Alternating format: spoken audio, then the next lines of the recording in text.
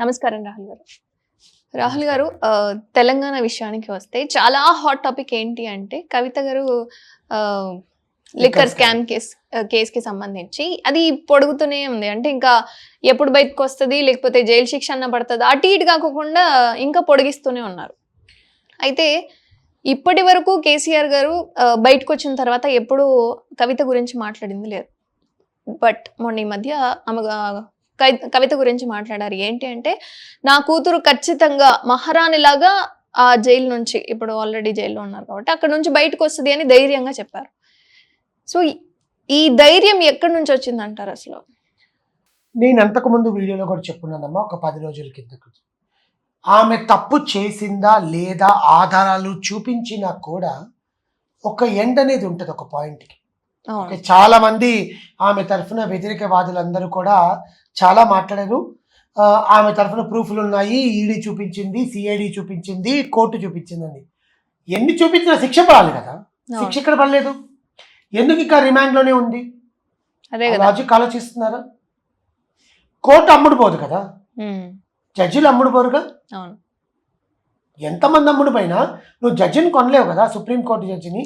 అదే అసలు ప్రజలకంతా అయోమయం ఉంది. ఎందుకు అదే చెప్తున్నా. ఈయన ఇంతకాలం తర్వాత కేసీఆర్ గారు మాట్లాడడానికి కారణము, నేను ఒక పొలిటికల్ ఎక్స్ సీఎం గా కేసీఆర్ గురించి నేను చెప్పట్లేదు, ఒక తండ్రి హోదాలో ఉండే కూతురు గురించి మాట్లాడుతున్న కేసీఆర్ గురించి మాట్లాడతాను. ఆయన వ్యక్తిగతంగా కూతురు అంటే ఏంటి అనేది ఒకటి. ఆమె తప్పు చేసిందా లేదా అనేది కాదండి. ఇక్కడ తప్పు చేసిందే అనుకున్నాం మనం. నీ బిడ్డ తప్పు చేస్తే నువ్వు సపోర్ట్ చేయవా? చేస్తాం. మన మనసులో ఉంటదిగా, చంపేవుగా, నరికేవుగా బిడ్డని. మహా అయితే ఆ బిడ్డని కాపాడుకున్నాక కొడతావు, నా పరువు తీసావే నువ్వు అని. ఎందుకు కేసీఆర్ మాట్లాడిన దాంట్లో తప్పులు ఎంచుకుంటున్నారు మీరందరూ? ఆయన తన కూతురు గురించి గర్వంగా మాట్లాడా, పొలిటికల్ పరంగా మాట్లాడారా, మీడియా కోసం మాట్లాడారని పక్కన పెడితే, ఆయన ఆ అమ్మాయి కవిత గారు ఆయన కూతురు ముందు పొలిటికల్గా ఆమె ఎమ్మెల్సీగా గెలిచి తెలంగాణలోకి వచ్చి తెలంగాణ పోరాటంలో ఉండిన కవిత గారు ముందు కేసీఆర్ గారి కూతురు గురించి మాట్లాడతాడు ఆయన. ఆమె మహారాణిలా బయటకు వస్తుందా, ఝాన్సీ రాణిలా ఖడ్గం పట్టుకొని బయటకు వస్తారు, తర్వాత పక్కన పెడితే కూతురు గురించి ఆయన మాట్లాడాడు.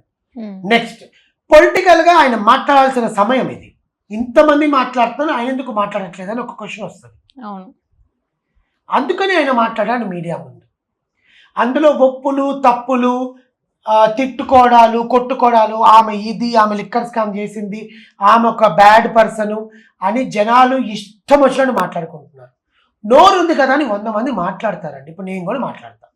కానీ తప్పులు ఏంటి అన్నది ఒక క్లారిటీ అనేది పోలీసు వాళ్ళు ఇవ్వాలండి. ఇప్పుడు చాలా మంది ప్రూఫ్లు బయట పడ్డాయన్నారు, చూసారా? నువ్వు ఉన్నావు కవిత పక్కన? పోలీసు వాళ్ళు రిపోర్ట్ ఇచ్చారు కాబట్టి ఆ రిపోర్ట్ని పట్టుకొని జనాలు మాట్లాడతారు. మనలాంటి మీడియా వాళ్ళందరూ కలిసి ఆమె ఇలా చేసింది అని ప్రొజెక్ట్ చేస్తాం కాబట్టి మనం దాని గురించి మాట్లాడతాం. నువ్వు ఉన్నారా కవిత పక్కన? లేదు. నువ్వు చూసావా సుకేష్తో ఆమె చేతులు కలిపిందని? నువ్వు ఉన్నావా కేజ్రీవాల్తో వాళ్ళ ఇంట్లో డిన్నర్ చేస్తూ సంతకాలు చేసింది జీవో మీద అని? ఏ కారణం చేతన జనాలు మాట్లాడుతున్నారు? ఎన్ని ప్రూఫ్లు జనాలు చూపిస్తారండి? నేను కూడా సృష్టిస్తా ప్రూఫ్లు ఆమె చేసిందని. అబద్ధం అంటారు? అయితే అబద్ధం కాదు, నిజాన్ని తెలుసుకోండి, చూపించేవి నమ్మకండి. రెండు తేడా ఉంటుంది, గుర్తుందా మీకు? ఇప్పుడు ఆమంతటా ఆమె ఒప్పుకోదు, ఒకవేళ చేస్తున్నా కూడా. ఎందుకు ఒప్పుకుంటారండి? తప్పు చేస్తుంటే ఒప్పుకుంటారా? జైలు శిక్ష పడిపోయింది. సో దానికి ఆమెకి శిక్ష పడింది అంటే అది నిజం. ఏమైనా కానీ అది నిజమే. ఊరికే వేదిక అధిష్టానం శిక్ష. దానికి ముందు ఆమె వ్యక్తిగత విషయాల్లో ఆమె ఇది, ఆమె అది, ఆమె ఇలాంటిది, ఆమె మందు తాగుద్ది, మొగుడిని కొడుతుంది, దానివల్ల వాళ్ళ అన్న విడాకులు ఇచ్చేశాడు, వాళ్ళ నాన్న మంచాన పడ్డాడు, కేటీఆర్ రాజీనామా చేశాడు, కేసీఆర్ ఇది చేశాడు. ఎందుకు ఇన్ని? ఉండే దాని గురించి మాట్లాడు. ఓకే, చాలా మంది నాకు మెసేజ్లు చేశారు, నీకేం తెలుసు ఆమె ఇన్ని చేసింది, మాకు ఈడీ ప్రూఫ్లు చూపించారంటే. ఈడీ మీ ఇంటికి వచ్చి చూపించాడు ప్రూఫ్? మీడియాలో చూపించాడు. ఎన్ని జరుగుతాయి మీడియా వెనకాల? ఏం చూపించాడు ఈడీ? ఆమె పేరు 10 మంది చెప్పారయ్యా, మేము ఇన్వెస్టిగేషన్ చేస్తున్నాము, ఆమె ఇన్వాల్వ్మెంట్ 90% ఉంది, మేము బయట పెడతాం నిజాలు అని చెప్పారు. అవును. పెట్టారా? లేదు. ఆమె లోపల ఉంది, వాళ్ళ పనులు వాళ్ళు చేసుకుంటున్నారు. మీరెందుకు వాగుతారు ఆమె గురించి? అందుకు కేసీఆర్ బయటకు వచ్చి నా బిడ్డ నిప్పు లాంటిది, నా బిడ్డ మహారాణిలాగా బయటకు వస్తుందని ఆయన చెప్పాడు. అది ఆయన తండ్రితనంగా చెప్పాడా, రాజకీయ పరంగా గర్వంగా చెప్పాడని మనం పక్కన పెడితే, అన్నిటికన్నా ముఖ్యంగా కవిత గారు ఆయన కూతురు, తండ్రిగా ఇంట్లో అన్నం తింటాడుగా ఆయన కూడా కల్చర్లో. రాహుల్ గారు, నాకు ఒక సందేహం. అంటే సాధారణంగా ఫోన్, యాపిల్ ఫోన్ కావచ్చు, వాట్ ఎవర్, బట్ మనం ఒక పాయింట్ ఇన్ఫర్మేషన్ అనేది డిలీట్ చేసాము అంటే మళ్ళీ రిట్రీవ్ చేసుకోలేము. Depends upon the technology what we are using. See, data అనేది రిట్రీవ్ చేయడానికి ఇప్పుడున్న టెక్నాలజీలో అన్ని విధాలా సహకారపడుతుంది. అదే నేను చెప్తున్నా, నేను ఇక్కడ కూడా కవిత గారు తప్పు చేయలేదని నేను మాట్లాడట్లా, వ్యక్తిగతంగా మాట్లాడద్దు అని చెప్తున్నా. అంటే మనం తప్పించుకోవడానికి 100 మార్గాలు ఎంచుకుంటామండి, కానీ ఏదో ఒక పాయింట్లో దొరికిపోతాం మనం.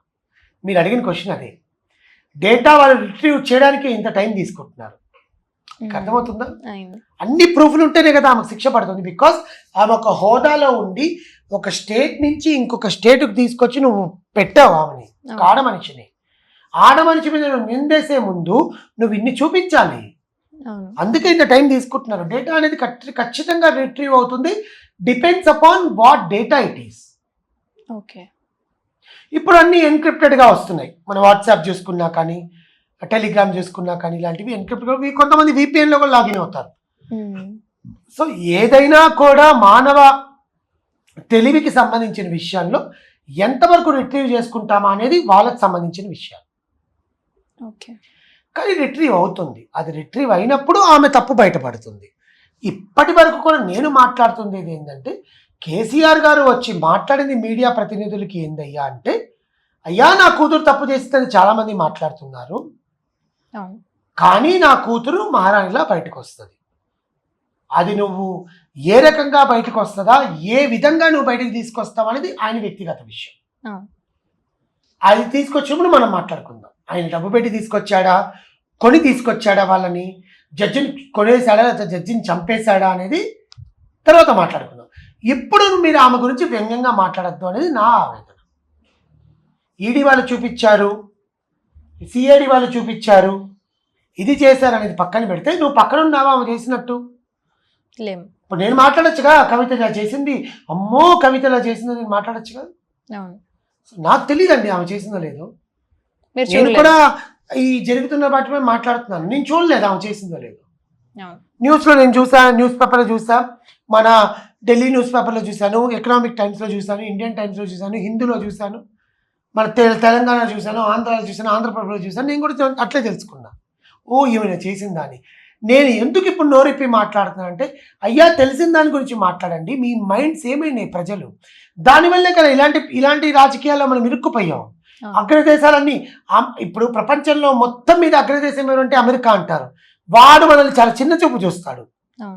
మనం ఎందుకు అగ్రదేశంలాగా ఎదగలేకపోతున్నాం? మనం పాయింట్ మీద కాకుండా రూమర్స్ మీద. అది కదా, నువ్వు నీ బ్రెయిన్తో ఆలోచించు, నీకు ఒక బ్రెయిన్ ఇచ్చాడుగా దేవుడు, నువ్వెందుకు న్యూస్లో చెప్పిన దాని గురించి పక్కన వాళ్ళ మీద మాట్లాడుతావు? నువ్వు ఎదగడానికి ట్రై చేయి.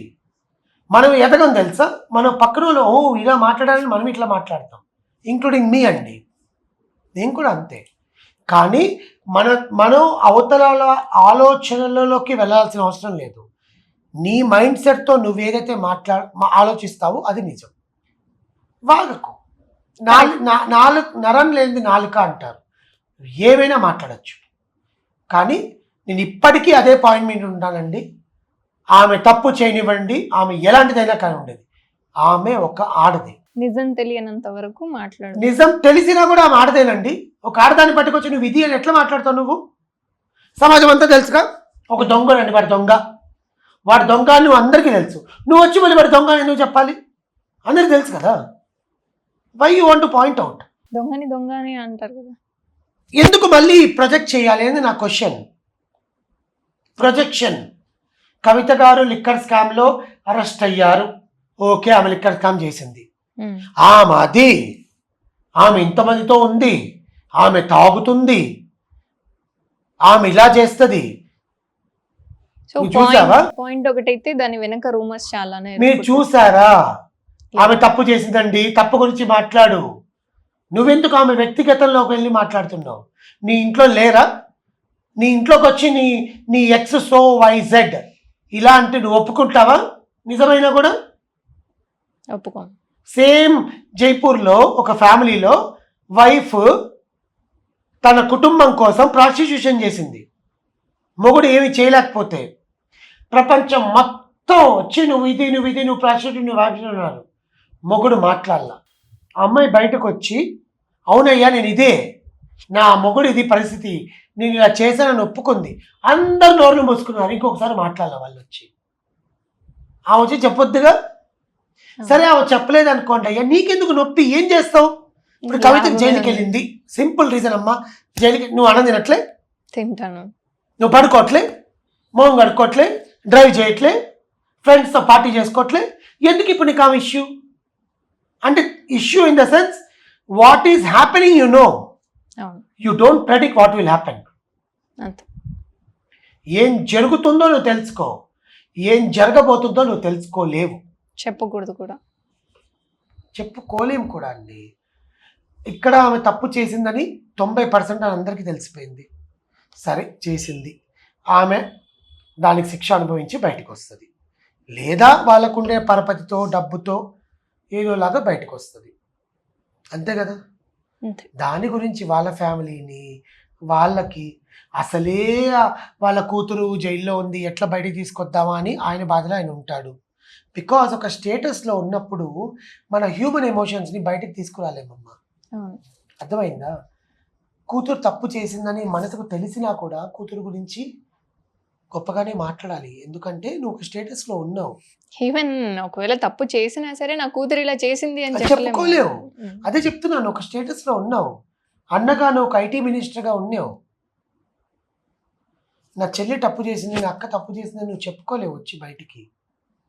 అది గౌరవించండి, వాళ్ళకు ఒక గౌరవాన్ని ఇవ్వండి. దాన్ని నువ్వు ట్రోల్ చేసి మీమ్స్ పెట్టి ఏమొస్తుంది నీకు? దానివల్ల ఏం కనుక్కుందా? KTR వచ్చి నీకు అన్నం పెడతాడా? KCR వచ్చి నీకు అన్నం పెడతాడా? నువ్వు చేస్తున్న ఉద్యోగానికే కానీ నీకు అన్నం వస్తుంది? రేవంత్ రెడ్డి గారు మాట్లాడారండి దీని గురించి, ఇంతమంది మాట్లాడతారు కదా వెనకాల, ఆయన మాట్లాడారా దీని ఇష్యూ గురించి? ఆయన సీఎంఏగా, అది హ్యూమన్ వాల్యూ అండి. ఆయన మాట్లాడలే ఆమె గురించి, ఎంతమంది అడిగినా మాట్లాడలేదు ఆయన. ఆయనకు కావాల్సింది ఏంటి? ఆయన సీఎంగా ఎదిగినప్పుడు ఆ రాష్ట్రానికి సంబంధించింది ఆయన చూసుకోవాలి, అది ఆయనకి ఇంపార్టెంట్. ఫలానా ఎక్స్-సీఎం వాళ్ళ కూతురు ఇలా చేసిందని ఈయన ఎందుకు మాట్లాడతారు? నవ్వుతాడు అంతే, నవ్వి వదిలేస్తాడు. మహా అయితే ఒక 2-3 మాటలు మాట్లాడి ఉండొచ్చేమో కానీ డీప్గా ఇన్వాల్వ్ అయ్యి మాట్లాడారుగా. ఒక రాష్ట్రానికి సీఎంగా ఉన్న వ్యక్తే నువ్వు మాట్లాడట్లేనప్పుడు, ఆఫ్టర్ ఆల్ మనం అందరం ఆ రాష్ట్రంలో జీవించే ప్రజలం, మనం ఎందుకండి వీటి గురించి మాట్లాడాలి? సో కేసీఆర్ అనేది పొలిటికల్ డ్రామా ప్లే చేశాడా, కూతురు గురించి నిజంగా మాట్లాడాలని పక్కన పెడితే, ఆయన కూతురు కవిత అనేది కేసీఆర్ కూతురు కోసం ఆయన ఎన్నైనా మాట్లాడతారు.